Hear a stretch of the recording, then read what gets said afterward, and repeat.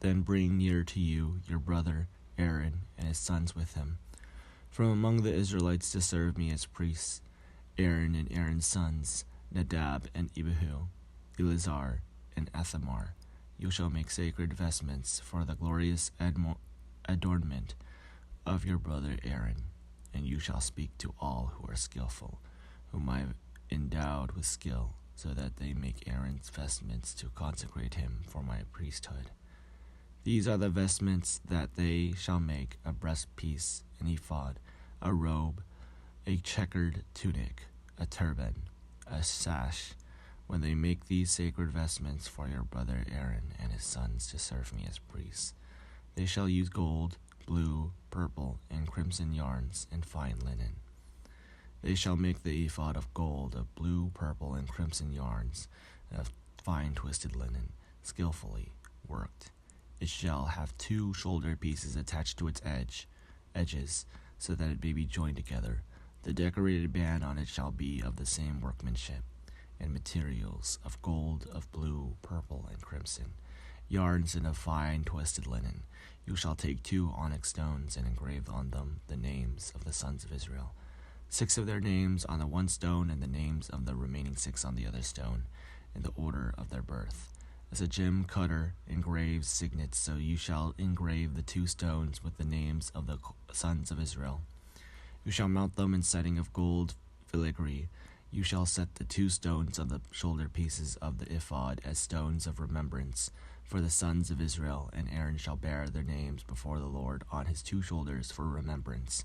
You shall make settings of gold filigree and 2 chains of pure gold, twisted like cords, and you shall attach the corded chains to the settings. You shall make a breastpiece of judgment in skilled work. You shall make it in the style of the ephod, of gold, of blue, purple, and crimson yarns, and of fine twisted linen. You shall make it.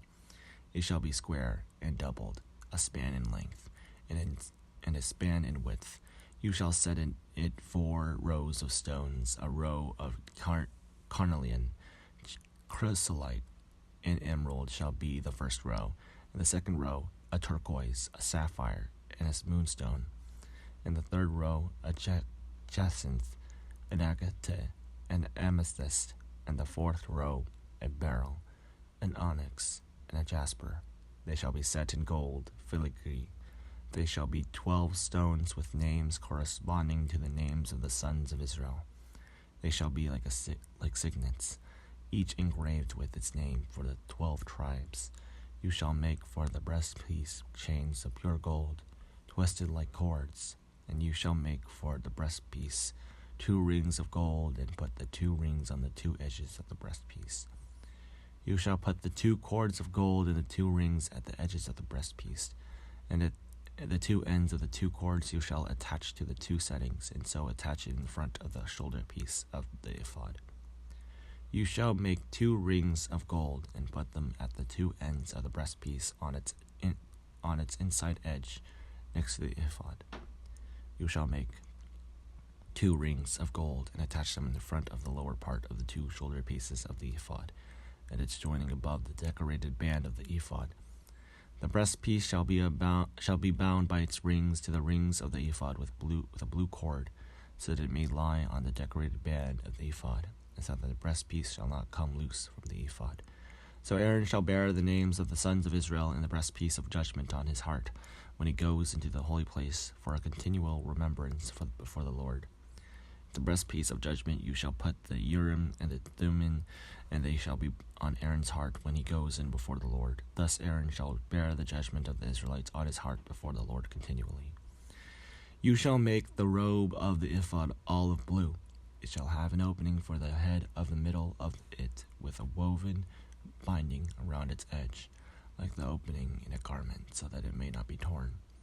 On its lower hem you shall make pomegranates of blue, purple, and crimson yarns all around the lower hem, with bells of gold between them all around, a golden bell and a pomegranate alternating all around the lower hem of the robe. Aaron shall wear it when he ministers, and it shall be heard when he goes into the holy place before the Lord, when he comes out, so that he may not die.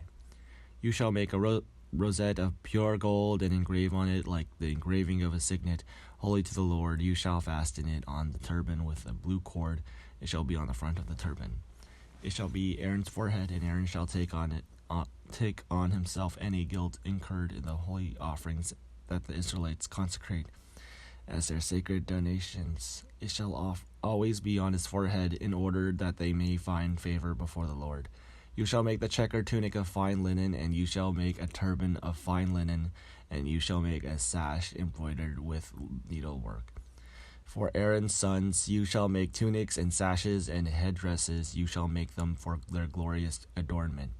You shall put them on your brother Aaron and on his sons with him, and shall anoint them and ordain them and consecrate them, so that they may serve me as priests. You shall make for them linen undergarments to cover their naked flesh. They shall reach from the hips to the thighs. They shall be worn by Aaron and his sons when they go into the tent of meeting, or when they come near the altar to minister in the holy place, so they do not bring guilt on themselves and die.